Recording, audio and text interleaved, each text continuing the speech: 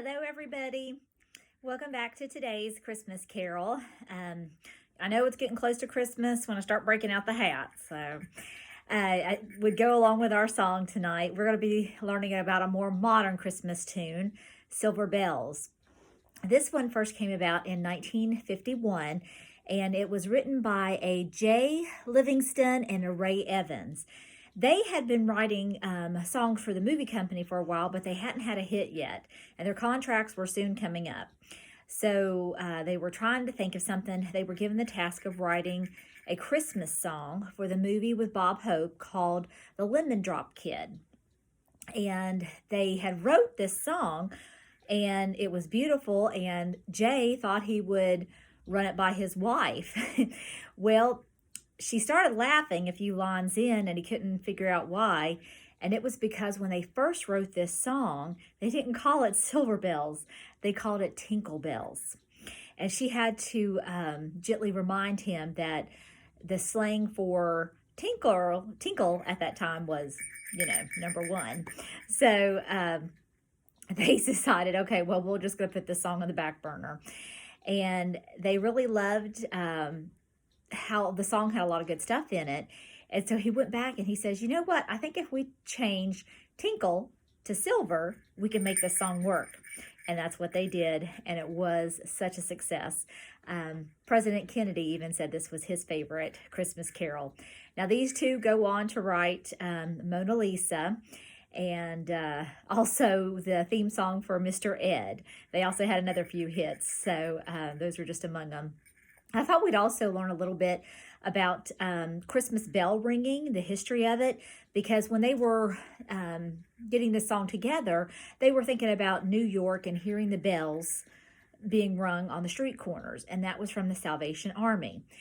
That tradition began, it was back in 1891, and it was the Salvation Army captain, Joseph McPhee. He was burdened by seeing all the poor people and not being able to have enough food to feed them. And so he wanted to be able to feed at least 1,000 of them Christmas dinner. And so he was thinking back to when he was a sailor, and there was in Liverpool, England, a large iron kettle where the sailors and anybody else could pass by and just throw a few coins in, and that would go to help the needy.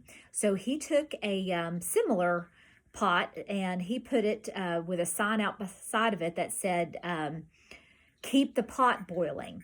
Well, he met his goal, and 6 years later, it spread from San Francisco all the way to Baltimore, and they were able to feed 150,000.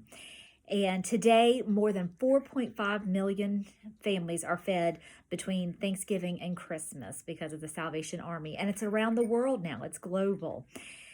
Christmas bells were rung, of course, to celebrate Christ's birth, but also at funerals and weddings. And they also were rung even before then by pagans to keep out evil spirits. So that's how it kind of transitioned over the years. And I just thought that was interesting. So let's go ahead and sing our Christmas carol. I know you guys are anxious for it. Silver bells, it's Christmas time in the city. Ring-a-ling, hear them ring, soon it will be Christmas Day. City sidewalks, busy sidewalks, dressed in holiday style. In the air there's a feeling of Christmas. Children laughing, people passing, meeting smile after smile. And on every street corner you'll hear silver bells, it's Christmas time in the city. Ring-a-ling, hear them ring, soon it will be Christmas Day. soon it will be Christmas Day, and I've got something special planned to bring you all that day.